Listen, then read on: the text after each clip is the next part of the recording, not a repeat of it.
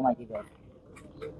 हा जो रस्ता आहे हा महाराष्ट्राचे प्रदेशाध्यक्ष भाजपाचे माननीय आमदार रवींद्र चव्हाण यांच्या प्रयत्नाने PWD रस्त्यांतर्गत जो 2.5 कोटीचा निधी दिलेला आहे. हा 1.5 किलोमीटर रस्ता आहे. पूर्ण तुम्ही भोपर शहर बघाल, भोपर गाव बघाल. आता गाव नाही, एक मोठं शहर होईल, कारण जवळजवळ सगळेच रस्ते सिमेंट कॉन्क्रीट झालेले आहेत. सगळ्या सुविधा ह्या भोपर गावामध्ये आहेत. म्हणजे एक इथे नवीन नगरी तयार होईल.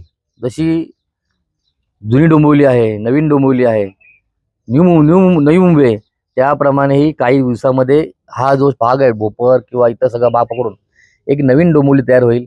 आणि याचं श्रेय पूर्ण माझे मित्र संदीप माळी आणि त्यांच्यावर सगळे काम करणारे कार्यकर्ते, त्यांचे सगळे परिवार आणि कुटुंबांना जाईल.